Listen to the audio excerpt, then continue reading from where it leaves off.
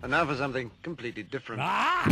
Forget everything you've been told by others before. Get ready for the real deal, the full story. Real talk about money, markets, life. Now, it's The Real Investment Show, presented by RIA Advisors.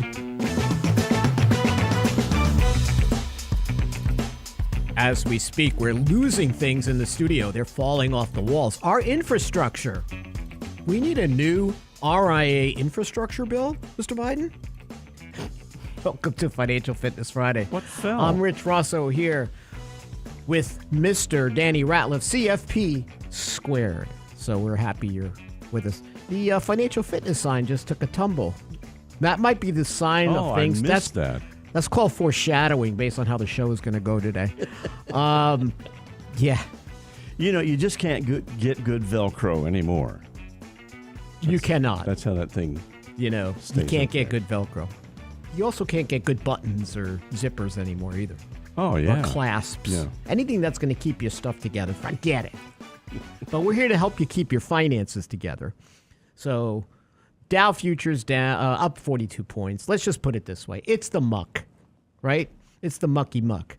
Mark Zandi over at Moody's is calling it a slow session. And that makes me worry, Danny, only because that dude has more wrong calls than any economist I know when you look at him, especially through the financial crisis. But Moody's is looking at, listen, this is going to be a struggle in 2023, right? The Fed's going to continue to aggressively raise rates. Now, today we've got some big numbers. We have non-farm payrolls today, average hourly earnings. So this is going to be a big number. What's your guess on the number, Danny? Come on, give us a guess. What do you think? I think the estimate's supposed to be 200,000 new jobs. Yeah, estimate is 200. 200. Median forecast. Previous was 263. I don't know. What do you think? I think we're 180. Yeah, I'm going to say 180, 190 sounds about right. You know, it's stubborn because obviously post-pandemic, we're going through different phase where the metrics don't work. It's a demographic clash as well, right? So during the pandemic, we saw more baby boomers exit the workforce, and we are seeing this retitlement or entitlement of workers now, right? Where they're saying, listen, we're not going to, we're only going to do what we're going to do. Right, I was talking on Wednesday about how there are companies that have promotions and nobody goes for them anymore, Danny. They decide, listen, we're going to do our job and then go home, right? In some ways, I get it. You know, you do want to have, it would be nice once in a while. Even you and I agree that having some sort of balance in life is not a bad deal. We don't understand what that means here, but it would be nice. So the younger generations want that balance, but I don't understand this lack of ambition to take on a new job or promotion. Do you? No, not at all. I think that there's a balance even with just anything that you do, right? And so when you come to work, right? When you come to do anything, do it well. And I just don't understand how you would not be. In fact, that's pretty alarming, right? You don't have that ambition to want to succeed and do better. Is that a good employee? Yeah, that's a good point. But then how do you find other employees based on labor force participation rate, right? Where there's this conundrum of, yes, I mean, I understand the Fed's concerned about this wage price spiral, and in some ways we do have it, especially in the service industry. If you're going to see layoffs, like we talked about on the show last year, Danny, we said, one, it would be white collar. Mm-hmm.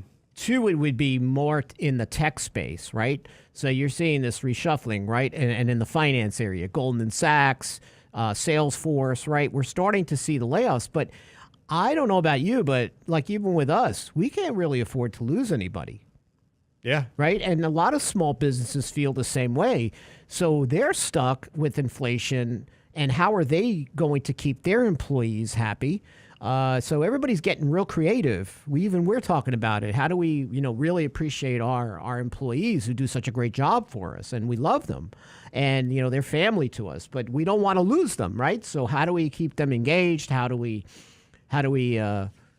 compensate them a little bit more time off? And these are problems that a lot of small businesses and mid-sized businesses have. So maybe as the economy gets worse, you don't provide the wages that you did before. But, this actual unemployment rate going up, how far does the Fed need to go? Especially in the face of this $1.7 trillion monstrosity that was just signed in. And we're going to continue our discussion about a very small part of that, the Secure Act, as we go forward, because we didn't cover it all. And just some really strong highlights here we want to talk about. So this, in some ways, to me, Danny, almost like after the financial crisis, some of the normal metrics that we follow after a crisis are not going to work. No, they're not working at all, right? I mean, if you think about all the things you just mentioned and what you used to be able to put into that, you don't have that kind of foreshadowing, right? Yeah. It's just not there. So what does it look like? What does it actually mean? And, like Lance was talking about the other day, historically when you pivot, everybody wants this big pivot. Historically, when that occurs, markets don't typically do real well, at least for a while, not initially. And then they get to running again. But everybody's talking about the pivot. At some point, does that actually change the game? Is it much quicker? We've talked about maybe having quicker cycles at this stage, kind of like Japan does. They don't have these long bull markets, long bear markets any longer. They're much quicker. Is that what's happening now because of the way that the Fed reacts? And at the speed they can do so. This was a theory that was floated after the financial crisis. Do you just pop in and pop out of recession? In other words, it goes into our muck strategy, right? This is all mucked up. I mean, this economy is like walking with big shoes in mud, right? And it's hardening up on you. And you might still move forward. So I don't know what's worse, Danny. Is it worse to just get it out of the way, or is this muck worse? And I think this kind of slow growth, sluggish, anti-business economy, it creates more frustration as opposed to just cleansing and moving on. Yeah. And I don't know and like you said, how far does the Fed need to press it before they got to get to that pivot, because if they are pivoting, they've broken something. And there's a lot of shadow banking out there with this liquidity draining up that we have to be concerned about. We don't know yet what's coming. Yeah, and that's right. I mean, you look back to 2018 when we saw the Fed trying to hike aggressively at that point. October, just after the Tax Cuts and Jobs Act, we had, the two best revenue beats that we'd seen in Q2 and Q3 of 2018. And the market was actually doing well, ended up down because Powell comes out and says, hey, we're a long way from neutral. In October, market goes down 10%. November, he comes out, 10-year hits it caps off at 3.24. And then he says, oh, wait, we're not doing anything. We're slowing this down. We're not going to do any more rate hikes. And from then, the market roars. Right. So that could be, is that maybe what's to come? It could be. As advisors and as investors, you need to be prepared, because I wrote about this a few weeks ago for our RIA blog, and there's a lot of great articles up there right now at Real Investment Advice, that I do believe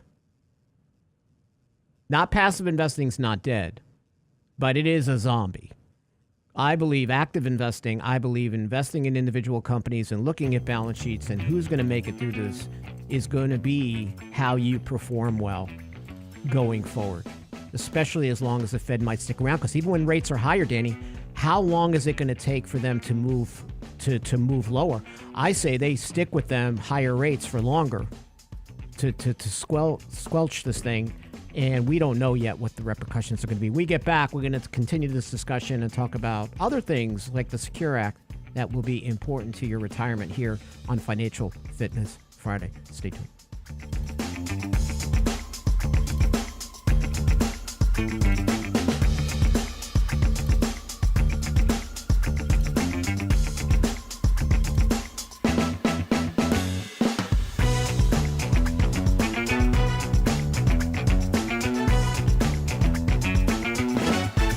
Get daily investment news you can use, delivered at the speed of the internet at realinvestmentadvice.com. Are you as worried about estate taxes as we are? Our first Lunch and Learn of the new year will focus on family limited partnerships.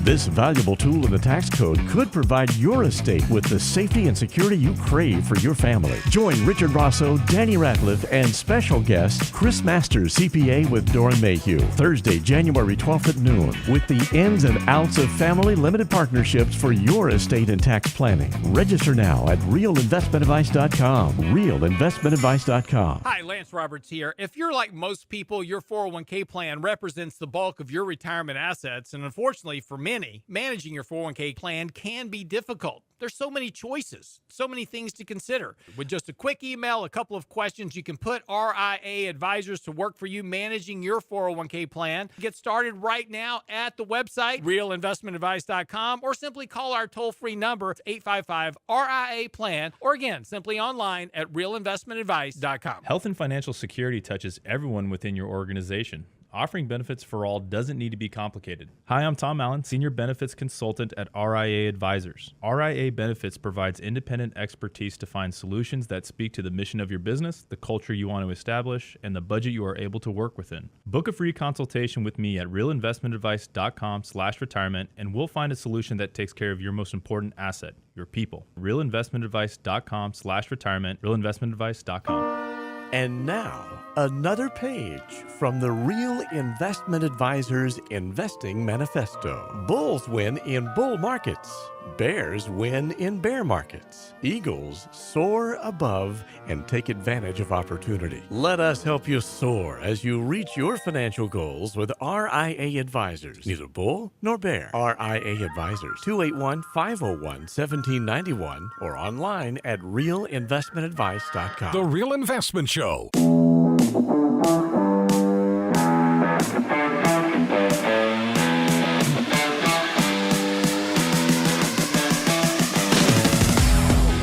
And welcome back. Listen, we don't share with you a little bit of what's going on at RIA. First of all, not only the conveyor belt of writing and knowledge at the blog and the daily commentary, that's all given, but we're also going to expand a lot of really cool topics for you to be involved with here this year, and also how to save taxes and other things you need to be aware of. So on January 12th, we're going to be doing a family limited partnership lunch and learn, and that's with Chris Masters at Doran Mayhew, one of the premier accounting firms. And You know, Danny, I think we always talk about it. If you think taxes are going down, you are mistaken. We've been talking about it for at least 5 years, and we want to make sure you understand how these different mechanisms work. It's not as difficult as you think. We're going to break it down for you.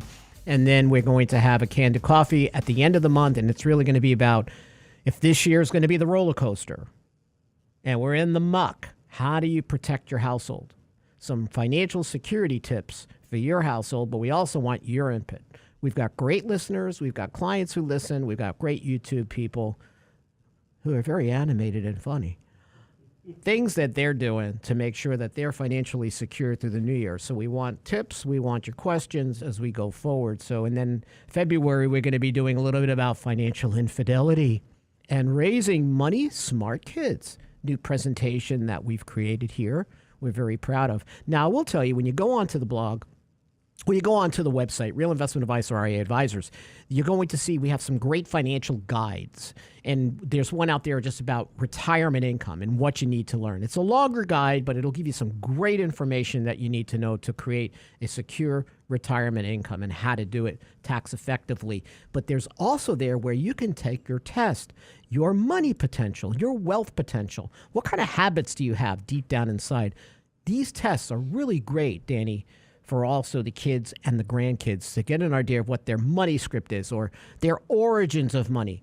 And that is available for you and to get the output on that exam from Data Points. This is in conjunction with Sarah Fallow, and her dad wrote Millionaire Next Door. And we've talked, and I love these tests, Danny, that really help people dig into who they are financially. We did not too long ago. I would love to see Danny's money script, but we read mine on the air last year, and it opened my eyes to a couple of things, but it really helped me understand. I wasn't surprised by some of the results I got. But you might be, and your children might be, and these are great points of discussion, don't you think? Yeah, I think it's something every household should do, and really I think this is great for a husband and a wife or spouses, right? I mean, looking at and understanding how each one of you think about money, I think is so important because, look, infidelity and money problems are the root of most divorces. So, Danny, wouldn't this be good before? Absolutely. As an exercise before you get married? I'm proud to say I have broken up more engagements. But to your point, that's a really good point, and we'll talk about that during Financial Infidelity Month. Well, you know, people do marital counseling, premarital counseling. I should get involved in that. So it wouldn't be a bad idea to do premarital financial I'm going to come in like counseling. Sylvester Stallone in Tulsa King. Well, that's a big part of it. You should not be involved in this. I don't know, but I think I'm going to whack you. Yeah. That's a terrible Sylvester Stallone. If he hears that, he's going to drive down here and whack you. Oh, Janet's already on her way. I'll kick your ass, Sylvester Stallone. Oh, man. I brought that one upon us. I'm sorry, Brent. You did. I think he subconsciously has a crush Yeah. on Janet. Yeah. Everybody likes hearing her. Like they like to listen to nails on a chalkboard. Same thing. If you haven't checked out Tulsa King, though, Brent and I were just talking about it. It's a good show. It is good. Yeah. I lived in Tulsa for 9 years. And So you get to see all I recognize, a lot of the scenes. Yeah, they do a very cool job with showing the overall area of It's got a nice flavor. The whole show does. Yeah, it sure does. I didn't see many potholes in Tulsa. Did they reserve They those do a just for pretty good Houston? job of or- that. Yeah. Okay. Yeah, it's not like They Houston. ship them down here. They ship them down here for repairs. And we don't repair them. No. In the summer, those potholes, some of them are big enough to be like municipal pools. Well, they become speed bumps in the summer because they expand. It's one of those things. Speaking of expansion, the Retirement Act of Secure Act is expanding your retirement horizon, albeit in a very confusing manner. You know, Danny, some of these things I do like, and this is one of the most monumental bills, I think, in our lifetime when it comes to retirement. It's just that everything ignites at a different time. So you really have to dig into the details, or your financial advisor does, to understand. I've gotten more calls from people who are taking RMDs that now believe, since they've been taking required minimum distributions, that they can now stop and wait until they turn 73. Because that is the new age. And we're like, no. Right? You have to be not taking your RMD or 72 now. You have to love how they write this, though. So, I mean, you can't make this stuff up. I know. For calendar year 2023, the required minimum distribution age increases to 73 for a person who attains age 72 after December 31st, 2022, and age 73 before January 1st of 2033. It'll increase again to age 75 in 2033 for an individual who attains age 74 after December 31st, 2032. So now you guys have that, right? Yeah. Who writes this stuff? The same one who writes the president's speech from yesterday about patches on my jeans. The same guys that are going through, 12 votes to get a speaker installed? It is, you know what? They get paid to make it more complicated, Well, that's for sure. right? Well, now they have to pay some attorneys to tell us what it actually means. Yes. So that's the problem, right? It is. The attorneys wrote this for themselves. Yeah. For them to come back and say, well, here's what we actually meant by this. This is lovely because, the whole RMD problem that we've had over the last year on as far as inherited IRAs, I mean, that's been a big debacle. I mean, they fumbled the ball here multiple times. Yes. Saying we're going to change what we said. You had that 10-year window. Now we're going to make you take required minimum distributions. And now they're silent on it. We don't know. You would think that part of the Secure Act would have been clarification of what happens if you have a non-spouse inheriting your IRA, if you're taking your required minimum distribution before you pass. Again, I even think they're confused. But the most important They're thing... confusing themselves. They are confused. They are. You know, when you can get stuck in that loop by yourself? Yeah. It's like trying to understand what happened with the Planet of the Apes. Like, how did that happen? I still don't understand those time travel movies at all. Like, every time I watched Inception, and I still don't get it, when it comes to the time travel thing, okay, how did Taylor in the Planet of the Apes blow up the planet in this year and then go back to... It's all messed up. Let's travel in time and talk about when these RMD ages change, okay? So... Damn you, nice dirty save, ape. Danny. So Rich, so you're getting a lot of questions about blown this. it all to hell. No, go ahead. But no, you're getting a lot of questions about this, right? Yes. So the last Secure Act changed it from 70.5 to 72. Correct. Now it's going to go from 72 to 73. But when does somebody, at what age do they have to turn 72 for them to actually delay it? It's between now and 2033. Right. Correct. But then 74 in 2032, and then 75 after 2033. I'm looking forward to death in 2033. So I don't have to worry about it. I mean, to your point, let's just make this more complicated than it is. Why couldn't you just raise it to 75? What's with this gradual process? Remember, there was even an iteration before this there was another step in between this, right? Now, here's the double-edged sword. Ed Slott said, and he's an IRA specialist, more than 80% take even more than the required minimum distributions because they need the money. I don't think deferring for many people who listen to this show and on YouTube is a good idea, right? Because we're all about unconventional wisdom here at RIA.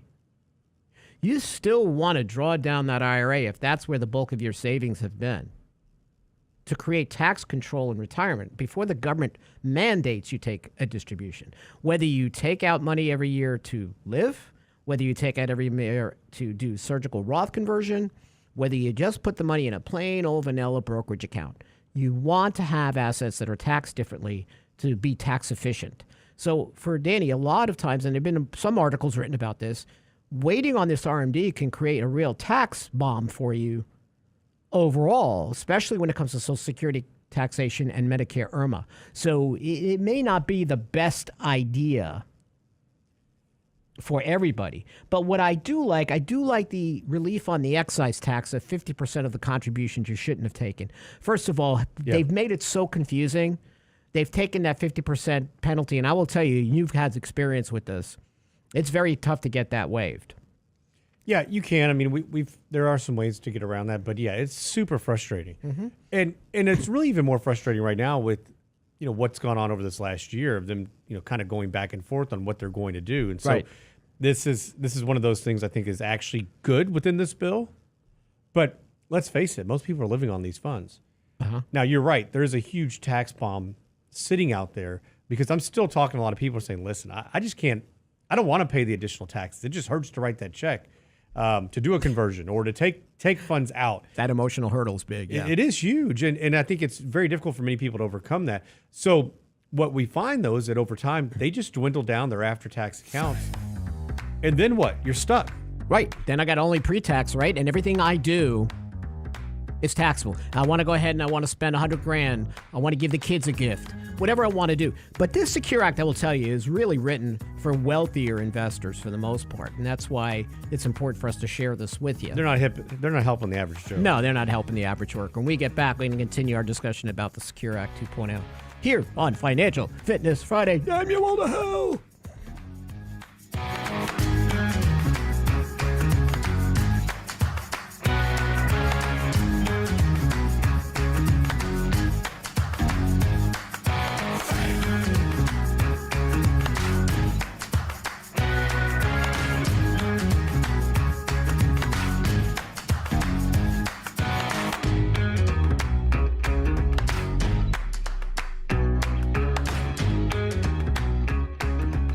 Get daily investment news you can use, delivered at the speed of the internet at realinvestmentadvice.com. Are you as worried about estate taxes as we are? Our first Lunch and Learn of the new year will focus on family limited partnerships. This valuable tool in the tax code could provide your estate with the safety and security you crave for your family. Join Richard Rosso, Danny Ratliff, and special guest Chris Masters, CPA with Doran Mayhew, Thursday, January 12th at noon, with the ins and outs of family limited partnerships for your estate and tax planning. Register now at realinvestmentadvice.com. realinvestmentadvice.com. Hi, Lance Roberts here. If you're like most people, your 401k plan represents the bulk of your retirement assets, and unfortunately for many, managing your 401k plan can be difficult. There's so many choices, so many things to consider. With just a quick email, a couple of questions, you can put RIA advisors to work for you managing your 401k plan. Get started right now at the website, realinvestmentadvice.com, or simply call our toll-free number, 855-RIA-PLAN, or again, simply online at realinvestmentadvice.com. Health and financial security touches everyone within your organization. Offering benefits for all doesn't need to be complicated. Hi, I'm Tom Allen, Senior Benefits Consultant at RIA Advisors. RIA Benefits provides independent expertise to find solutions that speak to the mission of your business, the culture you want to establish, and the budget you are able to work within. Book a free consultation with me at realinvestmentadvice.com/retirement, and we'll find a solution that takes care of your most important asset, your people. realinvestmentadvice.com/retirement, realinvestmentadvice.com. And now, another page from the Real Investment Advisors Investing Manifesto. Bulls win in bull markets. Bears win in bear markets. Eagles soar above and take advantage of opportunity. Let us help you soar as you reach your financial goals with RIA Advisors. Neither bull nor bear. RIA Advisors, 281-501-1791 or online at realinvestmentadvice.com. The Real Investment Show.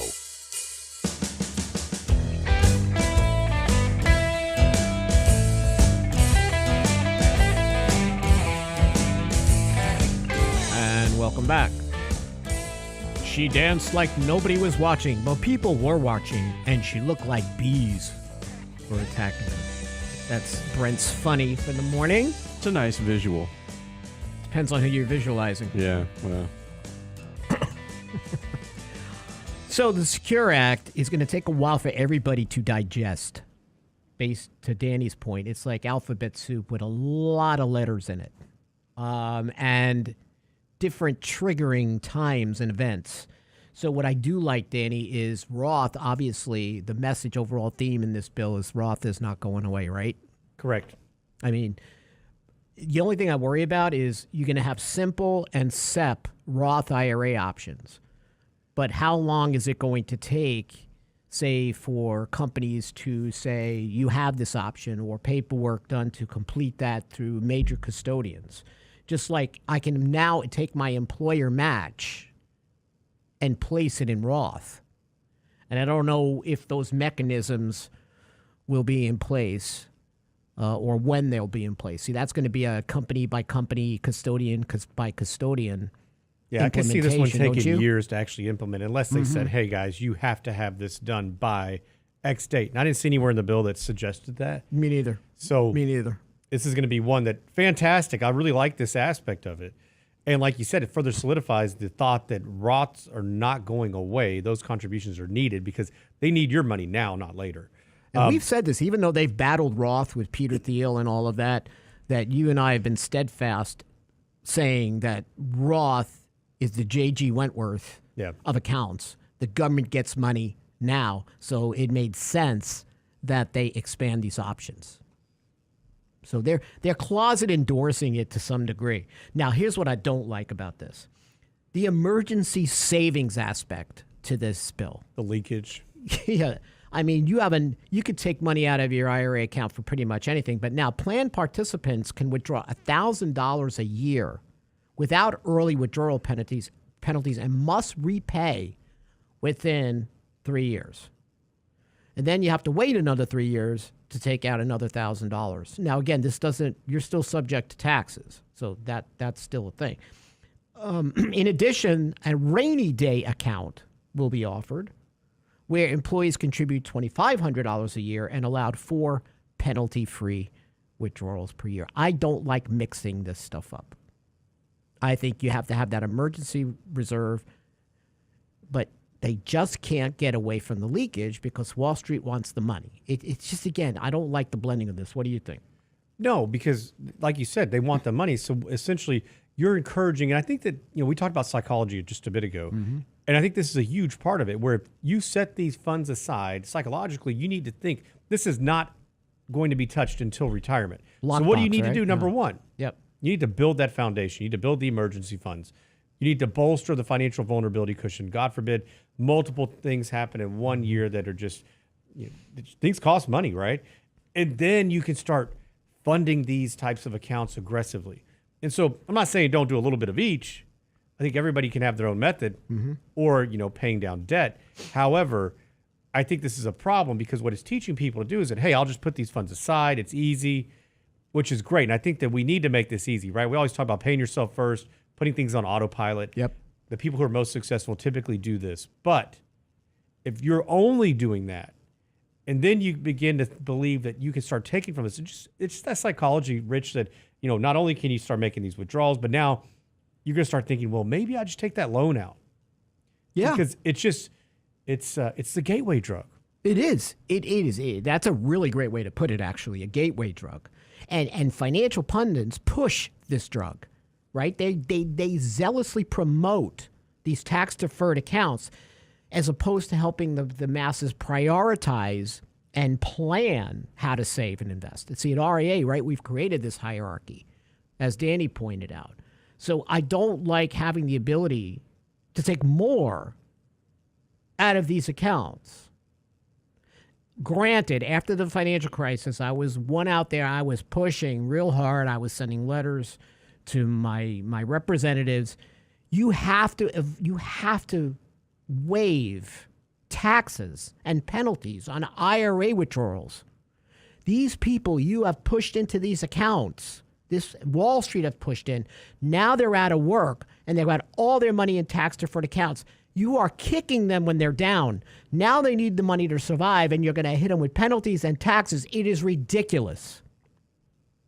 So I could see, Danny, during a financial crisis of some kind, having a temporary key to open the lockbox, to pull funds out for a period of time, and then giving a grace period to pay it back, say 5 years, right, during a financial crisis, because as opposed to, and again, preaching a hierarchy of savings. So, yeah, I am not a fan. Yeah, but even then, how many people pay it back?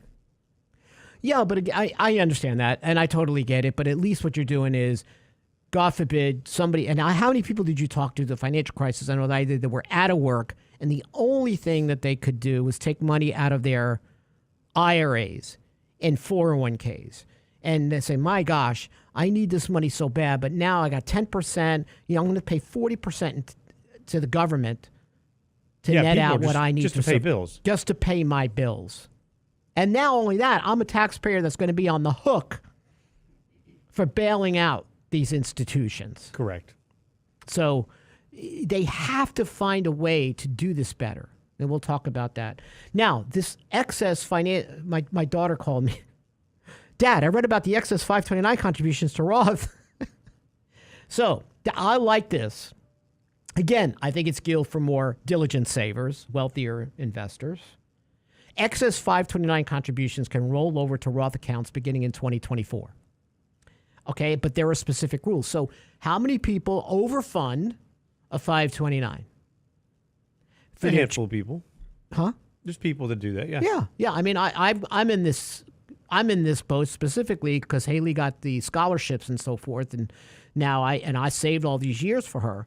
But now what you could do is you can transfer some of that money to a Roth for the beneficiary. So a in couple other words, caveats, though, right? Caveats, right? So why don't we talk a little bit about what the restrictions are, Danny? Yeah, so the account has to be open for at least 15 years. So ideally, this is when most people start these accounts for children, when they're very young. So if you're going to start using this at 18, I think this is pretty normal.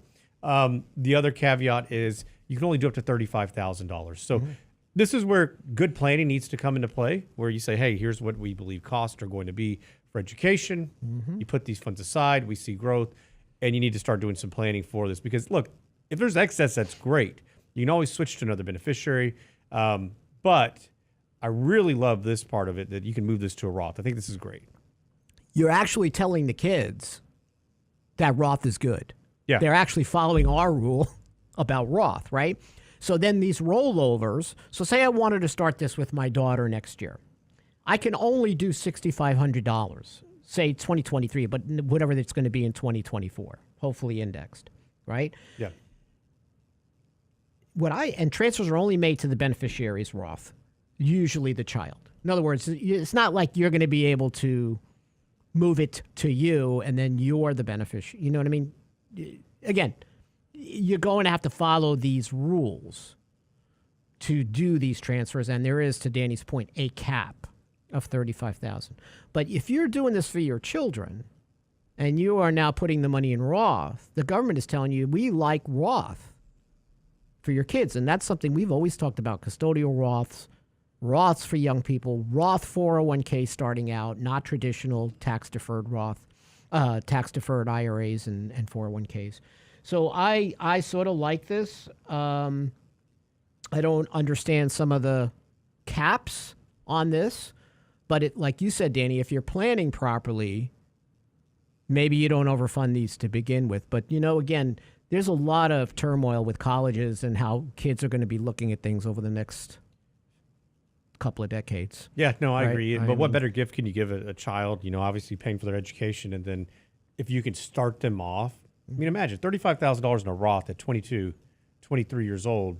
Yeah. That's pretty fantastic. You know what I wonder about? So now you say you have done a 529 in a state that has given you a state tax deduction Okay. for your 529 contribution. And now they get wind that, Danny, you're going to move some of that money that I gave you a deduction for. How dare you? That's my Greta. How dare you? Oh, that was pretty good. Into a Roth. Would I come back to you and say, you know what? We're going to tax you on that on a state level because we gave you a deduction for that purpose, and now you're not going to use it, and the money's going to come back?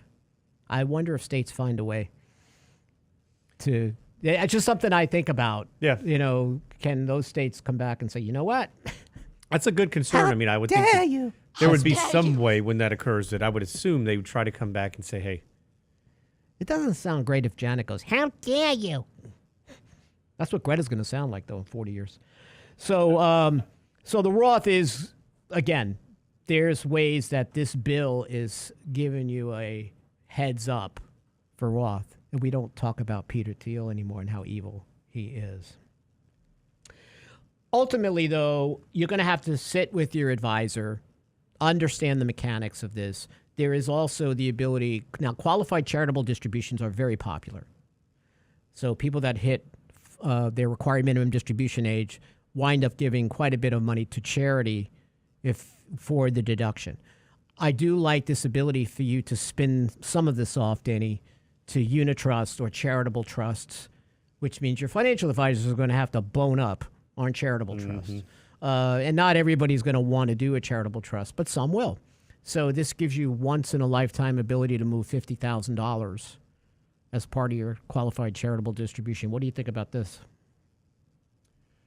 I think this is a great idea. But you could put these funds aside and use them for charity. I mean, I think charitable intent is always great. People historically, especially right now in this environment, they've been going more towards, I think the charitable trusts have been as popular as of recent. And what we've seen a lot more people use is like private charitable foundations, or even more so donor advised funds. But I think this is a good segue into it. You know, there are people, listen, I believe there are going to be a lot of single retirees. In other words, they didn't have family.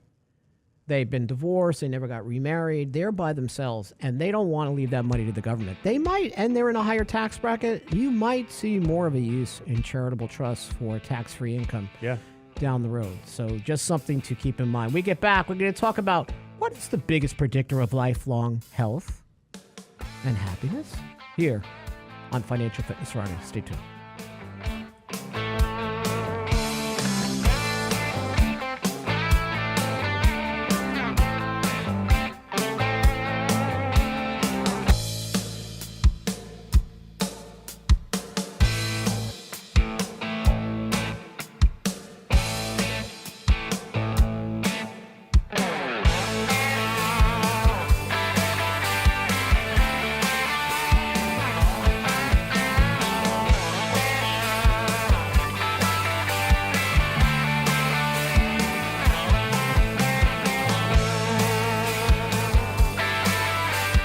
Investment Advice blog. It's required reading for the informed investor. Catch it today at realinvestmentadvice.com.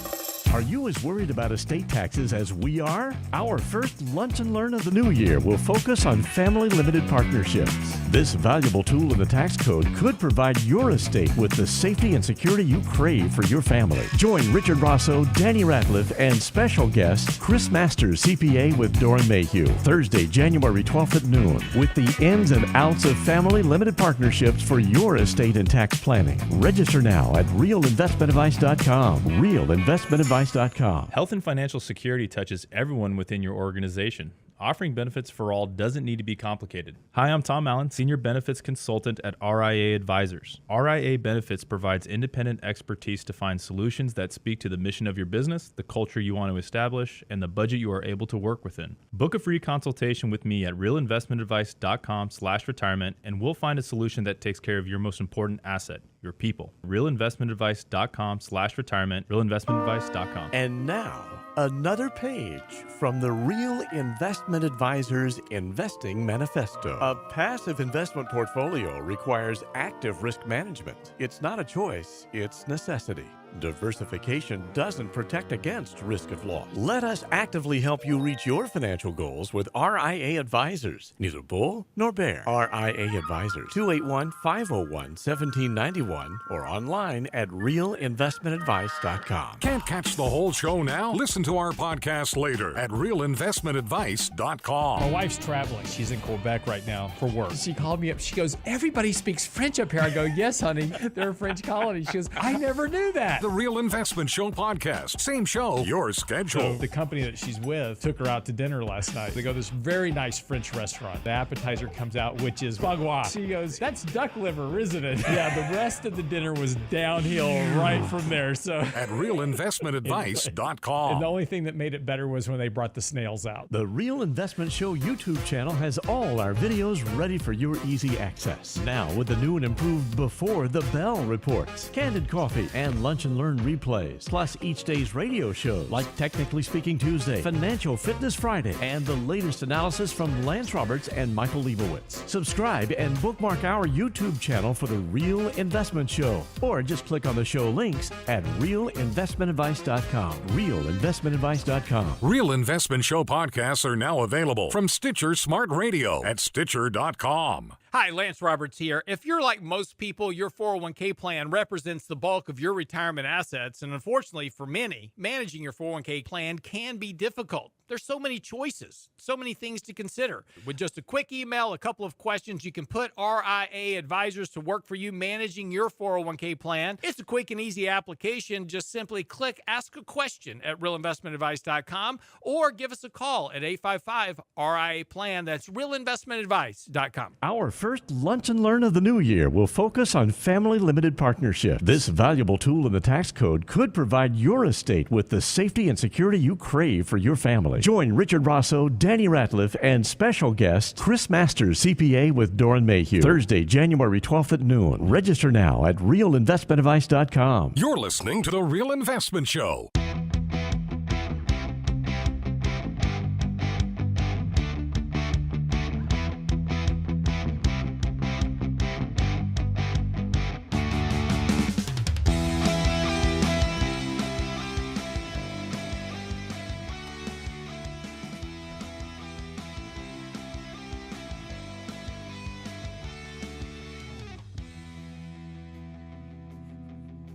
Wow. Felt like I was on the Poseidon adventure there for a minute with the cameras. Did you know, Danny, more U-Haul trucks left California than any other state in 2022? And guess where they're going? Where? Texas. More moving trucks left from California than any other state in 2022 for the third year in a row.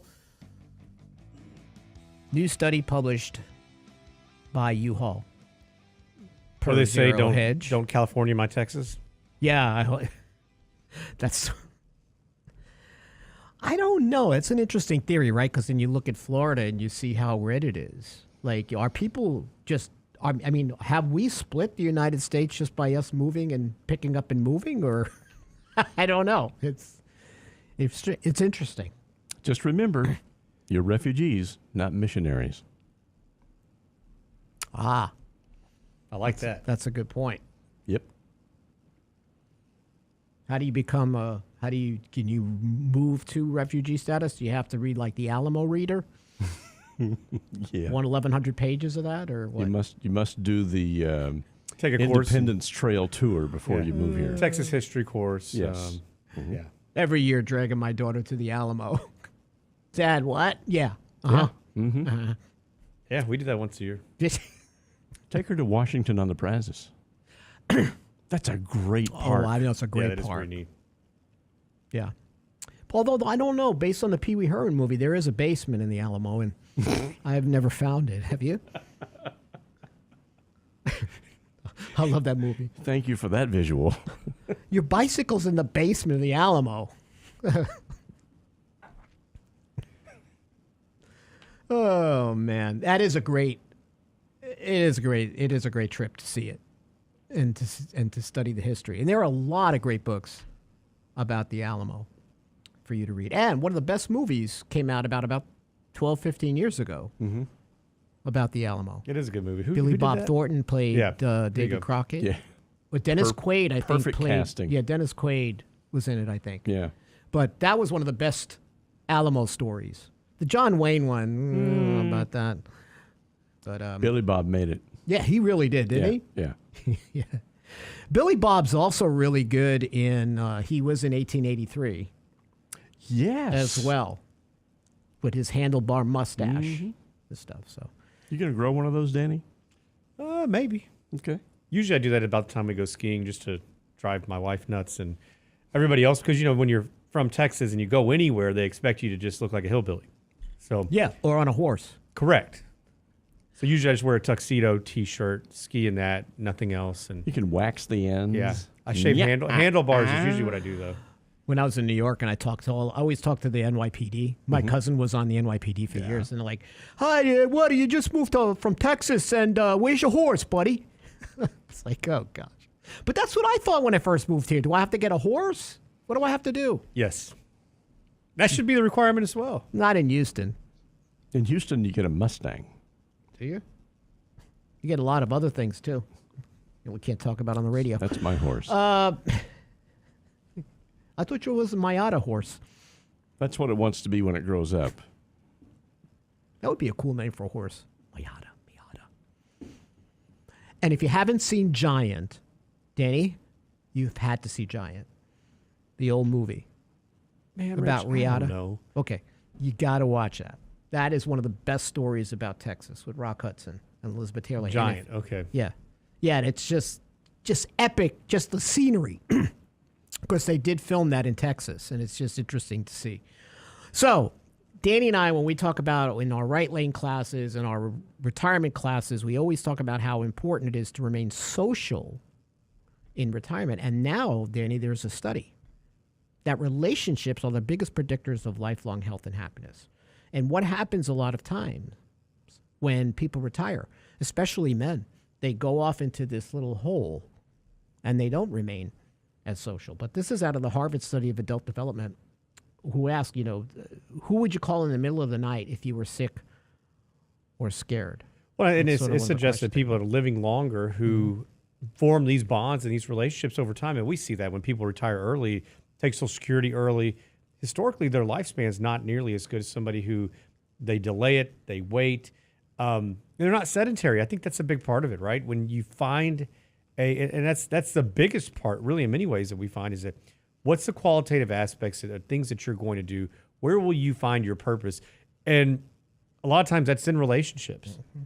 So this study doesn't really surprise me in that aspect of it. Yeah, it is so important to look at the qualitative aspects of retirement. And financial plans, yes, always talk about the money, but there is a heck of a lot more to it for longevity and health and happiness in retirement. But not only that quantitative follows the qualitative, right? Because those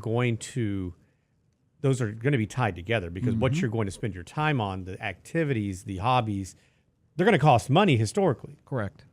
So you need to know both. Because what we find many times is we just plan for the bare bones basics. And then you start realizing, oh, shoot, this costs a little bit more than I was anticipating. Oh, I picked up this hobby. Now I'm doing this. And that's okay, right? We'll revise these plans. Right. But at the same token, it's really nice going in, and that way you don't fall into that black hole we talk about. It absolutely is true. And we write about this black hole or this transition.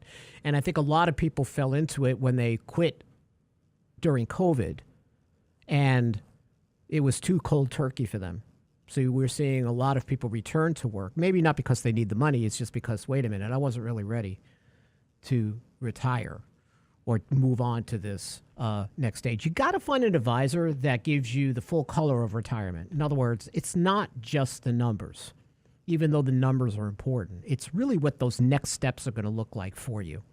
The quality of your retirement, if you're okay financially, is important. I would say almost equally important to the money. And remaining social, and it's just so funny, when they did this study, they were amazed on how much this question or how much impact this question had and how much it revealed about people's relationship.